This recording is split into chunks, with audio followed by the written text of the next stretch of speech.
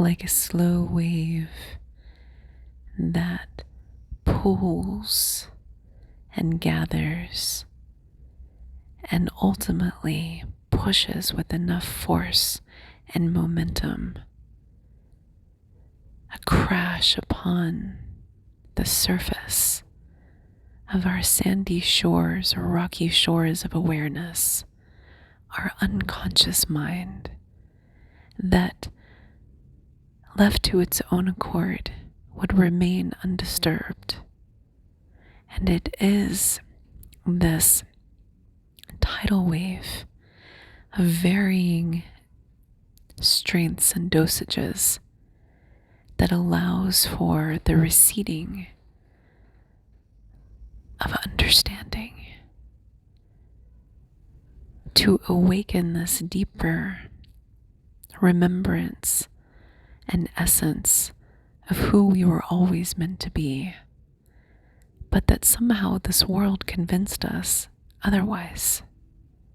Why is that? We come in with amnesia, and many people have theories as to why. And I believe that very often we have a tendency of saying that after a breakthrough, we will go back to sleep. And now, having lived through this process of integration and reintegration and understanding it from a higher perspective in my own journey and also in my client's journey, I see the same effect, that it is like a wave. It is like the ebb and the flow of a tide. The rhythm of our consciousness follows the patterns of the ocean, not precisely, but the pulling back, inching forward, pulling back and inching forward. And in fact, the process of transmutation, as well as personal transformation, follows the same trend. And in my personal journey, what I have observed is that when you come down off of the mountain, you come back to these lower fragments. I mentioned this before. These lower fragments of your selves, your shadow self, your lost self, the disintegrated parts of you that are waiting. These are the parts of you that constructed your life before you went on the silent retreat, before you went into meditation. They're the ones that respond when somebody calls you. They're the ones that walks to the kitchen, scratching their buttocks in a very repetitive fashion. They're the ones that walk at a certain pace. They're the ones that control your body language, your tone of voice. And this is why we see a disconnect, in my personal opinion, in those that identify with higher states of consciousness and those that live in the ordinary world. And I believe that part of our task at this stage of our human development, speaking to my binary human listeners for a moment, I believe that it actually is our goal to integrate this into the ordinary daily life. Why is it that many spiritual teachers and monks live a celibate lifestyle with no foundational experience in marriage or long-term partnerships or intimate relationships, which are some of the most challenging, actually, and are the vehicles that bring the most change, the most awareness, and in my opinion, the most awakening, if you are open to that journey and not everybody is, and that's okay. But why are we taking life advice from those that are actually not integrated into daily life? And there's no offense to anybody that is living the monk's lifestyle or the ascetic lifestyle. I have the most reverence and respect for those who do. But I also believe that this perpetuates a separation and also an illusion where one must don the robes in order to be seen as enlightened or as legitimate. We take case studies in modern day culture, and the person next to you on the train going into the office could be an ascended master in human form, living an ordinary existence. And we need to make room in our constructs of reality for this, because many people actually have access to great wisdom, great prophetic visions and understandings of what is beyond and our purpose here. And when we don't follow through with our own understanding of living the principles and integrating that into our day-to-day essence, we keep religion or spirituality on a pedestal and at arm's length away, when some of the greatest teachers, in my opinion, are some of the most humble and ordinary.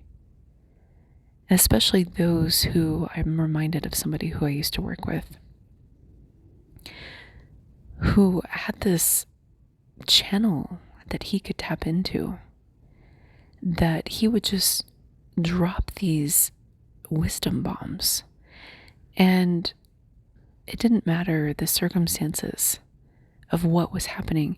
When he spoke in that way, everybody listened, because you could feel that he was tapping into something beyond. And he was the most unassuming 3D person you would ever meet. He was not a guru, he was not a teacher, he was a student of life and psychology and neuroscience and marketing, and just a really, really exceptionally gifted person who saw the world very differently, but who was actually quite ordinary and didn't even put himself out there, didn't have a social media channel, but just would open up these pockets of wisdom. And so when we think about our relationship to the beyond, the divine, whatever we want to call it, everybody has access to it. But somewhere along the way, we have installed gatekeepers, which has created this, I believe, misunderstanding of what it means to be spiritual, to tap in to wisdom. And these hierarchical systems have served us quite well for a long period of time. But as we crest into this new wave of development, I think it's important to couch our understanding in what it means to elevate our consciousness. And I believe, based on my own experience, that it is about climbing up to the mountain and coming down and integrating that with your everyday self and all versions of them. Because I had it wrong for a while, where I thought the goal was to be on the top of the mountain and to just stay on the top of the mountain. I really did. And I resisted coming back into the everyday world because I resisted the 3D experience. And now that I'm past that resistance, I'm past that obstacle, I actually find it to be beautiful. And I know some of you already learned this lesson. This is the other thing. Consciousness is not linear. And we learn, this is my observation, we learn different lessons at different times. And it's not like, it's just not linear. It's not first you learn this, then you learn that, and then you learn that. So then we can look at each other and be like, okay, so, okay, you got that one. Okay, you're clearly ahead of me. It's not like that. You can make value judgments, assessments. I don't mean judging in a negative connotation, but you can appraise where people are at on the journey and understand that there are certain modules that you've mastered that they haven't. And you can also look at the number of modules that they've graduated from and compare yourself. There's nothing wrong with that. I know a lot of people say that there is, but there's not, in my personal opinion, because it serves as a benchmark for your own understanding and edification about how far you've come so you can celebrate your progress and where you still need to grow. And this is the foundational principle of self-mastery, is being able to appraise yourself and seeing where you need to keep growing. And so when you see that somebody's mastered a module, it shouldn't be a negative comparison. It should be like, oh, I'm missing one. Okay, add that one to the list. Let's reprioritize our modules. And there's no shame in understanding that you've made it to college and you're headed to graduate school if you want to. There's no shame in saying that, and there's also no shame in evaluating people that are trying to come into your life and seeing that they're in preschool. They're just starting out. There's no shame in that, because you need to be able to understand what lessons they are going to be working on, because if they are in your close proximity, in your close orbit, that is going to potentially affect you. The closer they are to you, the more that has the ability to impact your life.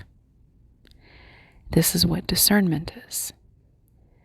And so as a result, understanding these and appraising them appropriately, I find to be an unpopular opinion, as though we should all just close our eyes to the fact that there are differences in people's awakening journey, and that people come with certain projections and lessons and energy fragments that we may actually know deep down that we are not a good fit for.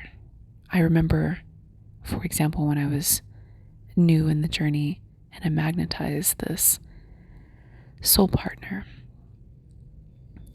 like a soul family, a friend, and they wanted a different dynamic from me than what I was open to.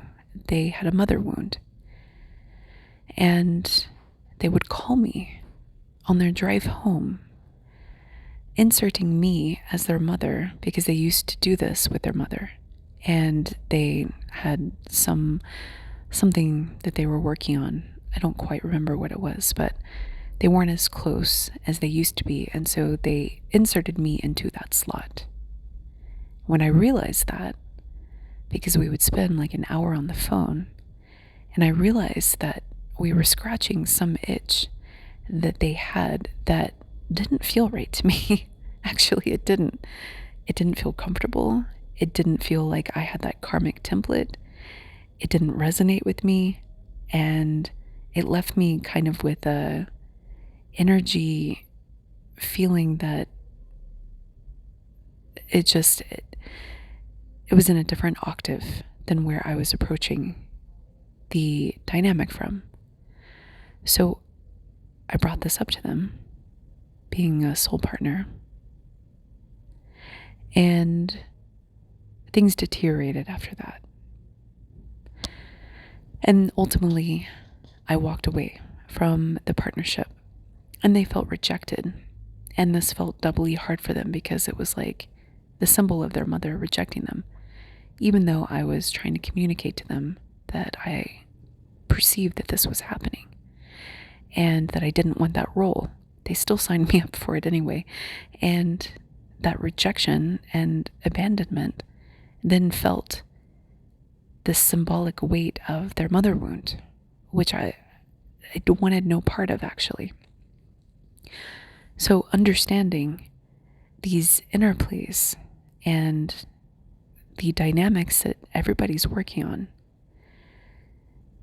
I had my own lessons that I was working on, and we just didn't resonate at those particular fragments that were active. I was going through my first twin flame experience, and it was messy for me and strange. And so I just say this to say that there's nothing wrong with understanding where people are coming from and what lessons and roles they're trying to sign you up for in their life.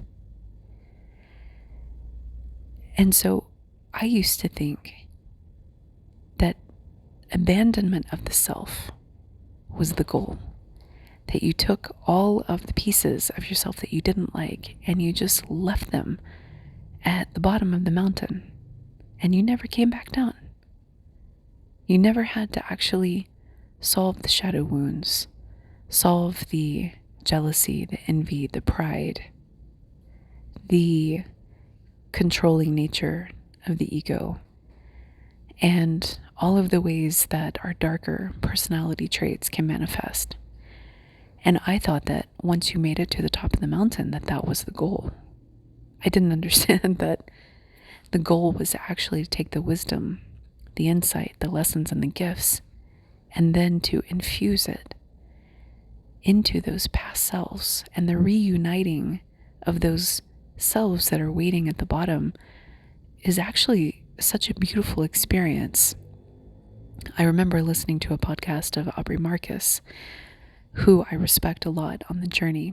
He has a lot of wisdom and he has an interesting flavor, and I like that he doesn't fit any mold. He's making his own mold. I really respect that. And one thing that stood out to me was how he said that, and I can't remember exactly all the details, that he had a part of himself, of his identity, that he had left, like the high school version of him, that he abandoned when he really started on his journey. And that resonated with me because I felt that I had done the same. That once I started on the consciousness expansion journey, that I was racing to the top of the mountain, fighting to stay up there, and resisting coming back down to actually heal the parts of me that were like from high school, the parts of me that were like a teenager. And the beauty of that is that when you reconnect with the lost versions of you, it creates a different type of wave of transformation. And that's why I see the consciousness expansion journey like a slow wave where it actually crashes through your former psyche and it pulls back and crashes again, sometimes with more momentum and force, and over a long period of time, through the process of integration and reacquainting and pushing that into the 3D, you actually level yourself up without fragmentation, without having to be in a monastery to be your best self, and without feeling like a failure when you're triggered in your everyday life and you feel like, oh, well, I guess I'm asleep again. No. Trust the process. It's working beautifully. You've got this. So listen, I am a reality shifting and ascension coach. If you would like guidance on your journey and you feel the resonance, email me at sacredjourneyproductions@gmail.com.